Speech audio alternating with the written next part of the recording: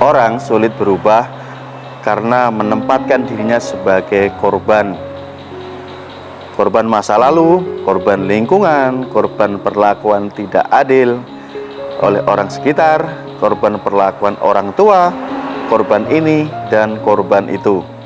Selama seseorang menjalankan hidup dengan mode korban, ia tidak akan pernah bisa beranjak dari tempatnya berada.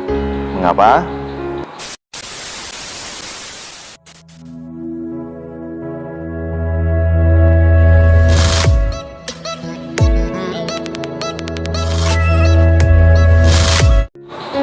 Assalamualaikum warahmatullahi wabarakatuh. Kembali jumpa dengan saya Mas Nuk dari Pondok Ilmu Indonesia. Pada kesempatan kali ini saya akan membagikan sebuah tulisan yang luar biasa dari beliau, seorang pakar hipnotis dan juga hipnoterapi yang bernama Dr. A.D.W. Gunawan. Penggalan kalimat di awal tadi adalah penggalan kalimat dari yang beliau tuliskan. Saya ingin berbagi kepada Anda. Itu sebabnya kenapa orang-orang ini menempatkan dirinya sebagai korban dari masa lalunya. Karena apa? Karena sebenarnya ia tidak hidup di masa kini dan merancang masa depannya. Ia hidup di masa lalu dan menempatkan masa lalunya di masa depan. Dengan demikian, kondisinya akan selalu sama dengan atau bahkan bisa lebih buruk dari masa lalunya. Terus, cara mudah untuk tahu apakah seseorang hidup di masa lalu atau tidak, cukup dengan mendengar apa yang ia ucapkan, ia pikirkan, di mana ia menempatkan fokus hidupnya, fokus kesadarannya, apakah lebih sering di masa lalu ataukah di masa depan yang tentunya berbeda dengan masa lalu.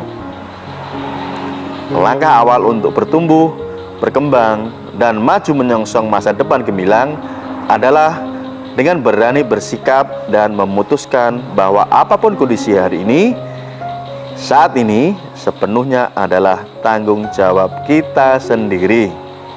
Saat kita mengambil tanggung jawab penuh atas hidup kita, maka pada saat inilah kita bukan lagi korban, namun menjadi pemenang dan mampu menggunakan berbagai sumber daya yang dimiliki untuk meraih sukses dan menjadi diri terbaik.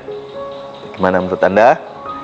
Itu adalah tulisan dari beliau Pak A.D.W. Gunawan, ya, seorang pakar hipnoterapi, seorang dokter.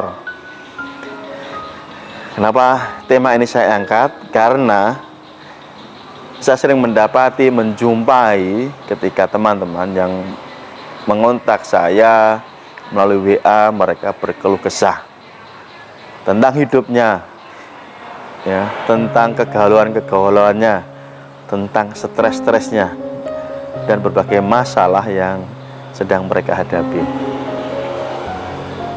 Ungkapan dari Pak A.D.W. Gunawan ini sangatlah tepat dan benar sekali.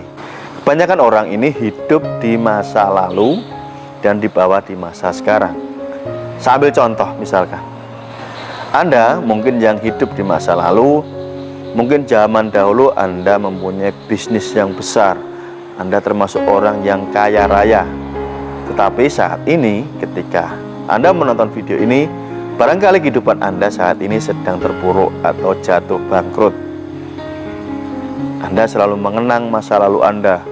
Dulu saya itu orang kaya, dulu saya itu orang yang punya segalanya.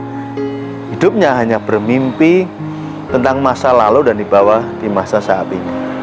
Itulah kenapa orang-orang yang demikian, jika tidak menyadari secepatnya apa yang terjadi, maka orang tersebut tidak akan memikirkan masa sekarang, masa saat ini, dan juga masa yang akan datang. Dia akan terus terbuai dengan impian-impian masa lalunya. Masa kejayaannya dulu sudah berakhir. Anda yang dulu pernah bekerja, entah sebagai karyawan, sebagai pimpinan di sebuah perusahaan, dan saat ini Anda sekarang ketika menonton video ini, Anda sedang tidak bekerja, Anda sedang menganggur, Anda tidak punya pendapatan, namun Anda masih membanggakan masa jaya dulu ketika Anda masih bekerja, ketika Anda menjadi pimpinan, Anda mempunyai penghasilan, dan Anda tidak segera menyadari dan merubah hidup Anda saat ini, Anda akan selamanya terpuruk. Anda hidup di bayang-bayang masa lalu Anda. Padahal hidup adalah hari ini, hidup adalah saat ini, dan juga hidup adalah masa yang akan datang yang perlu Anda rencanakan dengan sangat baik. Orang yang masih terjebak hidupnya di masa lalu dan dibawa ke dalam kehidupan saat ini, maka orang tersebut hidupnya akan jatuh dan semakin terpuruk. Dia lupa kejayaan masa lalu tinggallah kenangan, tinggallah cerita. Sekarang kejayaan tersebut tidak ada di masa saat ini. Dia saat ini bukan siapa-siapa. Dia saat ini orang yang nganggur, orang yang tidak berpenghasilan, orang yang tidak produktif.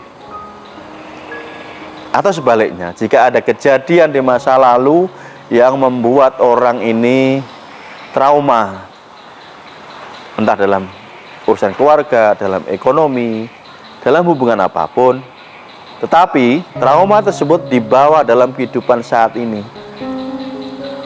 maka orang tersebut pun akan mengalami nasib yang sama, akan terus jatuh dan terus terpuruk. Karena masa lalu sudah tidak bisa diubah. Itu hanya sepenggal cerita saja. Yang bisa diubah adalah hari ini, saat ini, dan kemungkinan masa yang akan datang. Jadi jika pikiran Anda ini masih terjebak di masa lalu, sadarlah, tidur Anda terlalu miring, nanti jatuh. Segera bangkit, bangun, penuh semangat, sadari siapa diri Anda saat ini. Akui jika saat ini memang Anda orang yang nganggur. Akui bahwa Anda saat ini tidak produktif, tidak menghasilkan apa-apa. Dan segeralah membuat perencanaan untuk diri Anda saat ini. Itu adalah cara yang paling tepat, cara yang sangat logis bila Anda ingin mengubah masa depan Anda. Siapapun pernah mengalami kehidupan yang namanya seperti roller coaster ya. Pernah naik, pernah turun, pernah naik lagi, bahkan jatuh seperti jurang dan naik lagi. Itu hal yang lumrah, itu hal yang biasa. Itu adalah tahap pendewasaan Anda. Bagaimana Anda mensikapi hal tersebut? Apakah Anda menganggap itu sebuah bencana? Apakah Anda menganggap diri Anda sebagai korban dari masa lalu Anda? Ataukah Anda menyadari bahwa Anda mempunyai potensi diri yang sangat kuat, mempunyai kemampuan yang luar biasa? Ya, saya akan membacakan dari catatan Rumi ya. Beliau ini seorang yang sangat terkenal. Anda bisa mendengarkan baik-baik. Anda terlahir dengan potensi. Anda terlahir dengan kebaikan dan rasa percaya. Anda terlahir dengan harapan dan impian. Anda terlahir dengan keagungan. Anda terlahir dengan sayap. Anda tidak dilahirkan untuk merangkak, jadi janganlah merangkak. Anda punya sayap, belajarlah menggunakannya dan terbang tinggi. Rumi ya. Inilah sebenarnya potensi yang ada di diri Anda. Anda cukup menyadari siapa diri Anda.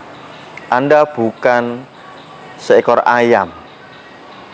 Anda adalah seorang raja wali ya. Ibarat kata Anda ini mampu terbang tinggi. Raja wali adalah wakil dari predator nomor 1 di angkasa. Dia bisa terbang kemana-mana, bebas, merdeka.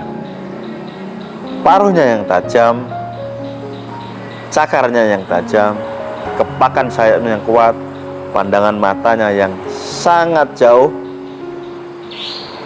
Itulah kehebatan Raja Wali. Jika berdiri lebih gagah, dia hanya mencari makan yang besar-besar. Dia bisa memangsa rusa, bisa memangsa kelinci, bisa memangsa seekor ular dan dibawa ke sarangnya, dan untuk persediaan berminggu-minggu. Bedakan dengan ayam yang bangunnya pagi. Orang belum bangun, ayam sudah bangun. Itu pun ketika ayam mencari makan keroyokan dengan sesama ayam, walaupun jatahnya sedikit. Anda paham? Ayam dikasih makan keroyokan dia. Sudah keroyokan, jatahnya sedikit. Bangunnya pagi. Beda dengan Raja Wali. Dia adalah predator nomor 1. Dia bisa mencari makan dimanapun dia sukai dan dia inginkan. Dia bisa terbang kemanapun, dimana dia inginkan. Dia menjadi sosok yang sangat merdeka, penuh kuasa atas dirinya. Ayam tidak bisa kemana-mana. Ayam hanya berjalan seputar kandangnya, paling jauh ya di lingkungan tetangga. Sadari bahwa Anda ini bukanlah ayam, tetapi Anda adalah Raja Wali.